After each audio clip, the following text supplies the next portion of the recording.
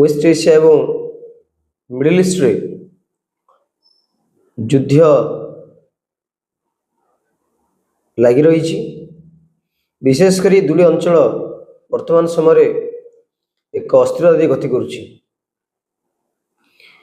गोटे पटे USA Israel थिला बेले अन्य पटे ईरान मध्य युद्ध लगी रही एवं अटैक एवं रिटालिएशन गोटे पटे इजराइल एवं यूएसए ईरान अटैक कला बेले ईरान मध्य काउंटर अटैक करुच्ची। यह युद्ध केवल तीनोटी देश मध्य सीमित होना वर्तमान समय यार प्रभाव युद्धर जो प्रभाव ये तीनोटी देश पड़ूना समग्र विश्व में प्रभाव पड़ी। विशेषकर नेचुरल गैस को लेकर ऑयल को लेकर एक विश्व एक ऑयल मार्केट रे अस्थिरता देखा देछि।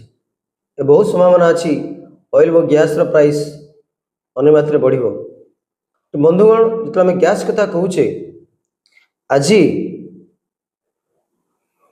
ईरान कतार रे थिबा एक गैस रिजर्व एरिया रे बम ब्लास्ट करछि जहाँ ना हूँ रास लाफान इंडस्ट्रियल सिटी जो कि मेजर एलएनजी हब रही। तेणु एठारे बम ब्लास्ट करी क्षत विक्षत कर देछि रिफाइन उपरे एवं एथिपाई से अटैक कर कारण गत काली इजराइल ईरान रो साउथ पार्स एरिया रे थिबा रिफाइन उपरे एक मेजर अटैक करतला जहाँकि ईरान पे एक प्रमुख इकोनॉमिक सोर्स कहले अत्युत हो ना।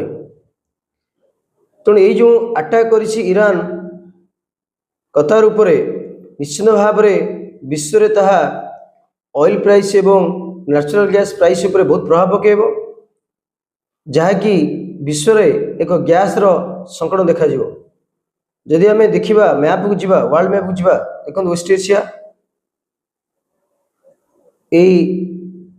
प्रिफरेबल वेस्ट एशिया को जीवा वेस्ट एशिया मैप देखते किपर भाव जो कतार अच्छी कतार उपर ही अटैक ईरान अटैक करिछि।